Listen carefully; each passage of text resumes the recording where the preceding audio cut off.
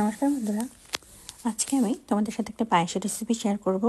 আজকে আমি বাড়িতে বানিয়ে নিয়েছিলাম জিরার পায়েস।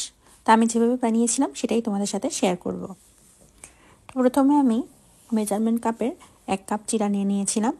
এবার জিরাগুলোকে আমি জল দিয়ে ধুয়ে নেব।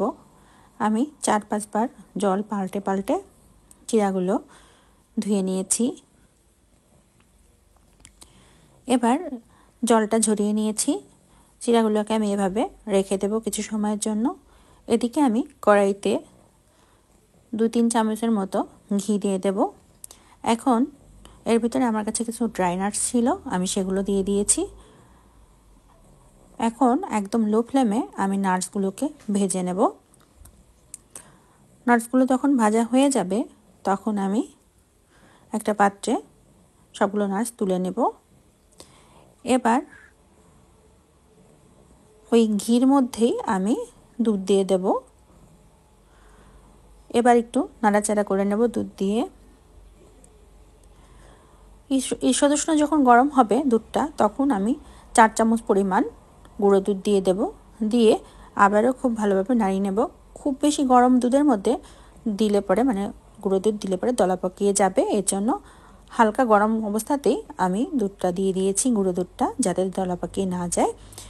দুধটা দেওয়ার পরে আমি খুব ভালোভাবে এভাবে নাড়াচাড়া করে নিয়েছি, যাতে দুধের ভিতরে গুঁড়ো দুধটা খুব ভালোভাবে মিশে যায়। এবার দুধটাকে বেশ ভালোভাবে উতল করে নেব এবং ক্রমাগত এভাবে নাড়তে থাকবো। দুধটা উতল হয়ে আসে পরে একটু যখন ঘন ঘন হওয়া পর্যন্ত নাড়তে থাকবো। বেশ খানিকটা সময় উতল করে নেব। এবার যখন দেখবো একটু ঘন ঘন হয়ে গিয়েছে, তখন যে নাটসগুলো ভেজে রেখেছিলাম সেগুলো সব দিয়ে দেব। দিয়ে একটু নাড়িয়ে চাড়িয়ে নিলাম। এবার যে জিরাটা আমি ধুয়ে রেখেছিলাম, দেখো কতটা ঝরঝরে হয়ে গিয়েছে, জলটাও সোক করে নিয়েছে। এবার এই জিরাগুলো এই দুধের ভিতরে আমি সবগুলো দিয়ে দেব।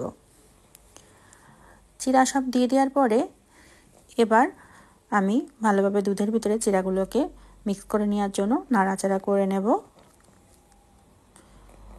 একটু সময় নিয়ে কাজটা করতে হবে।